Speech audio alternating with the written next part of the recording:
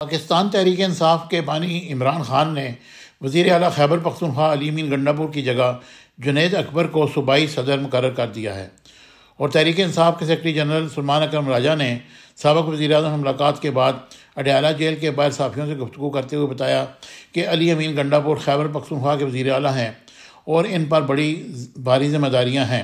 ان کا کہنا تھا کہ بانی پی ٹی آئی نے علی امین گنڈاپور کی خواہش پر ہی ان سے پارٹی کی صوبائی صدارت واپس لی، اور انہوں نے صوبے میں امن و امان اور گورننس کے معاملات پر توجہ مرکوز کرنے کے لیے کہا۔ انہوں نے کہا کہ جنید اکبر کو پاکستان تحریک انصاف خیبر پختونخوا کا نیا صدر مقرر کر دیا گیا ہے، جبکہ عمران خان سے جیل میں ملاقات کرنے والوں میں جنید اکبر بھی شامل تھے۔ دوسری جانب عمران خان نے سلمان اکرم راجہ کو جنید اکبر کی تقرری کا نوٹیفیکیشن جاری کرنے کی بھی ہدایت کر دی ہے۔ اس کے علاوہ پنجاب میں عالیہ حمزہ کو بھی اہم ذمہ داری ملنے کا امکان ہے۔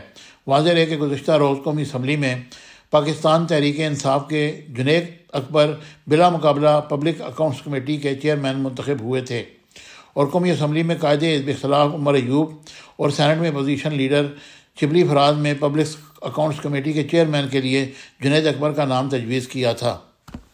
Subscribe my channel Business Times News for latest political, national, international news. Don't forget to subscribe Business Times News.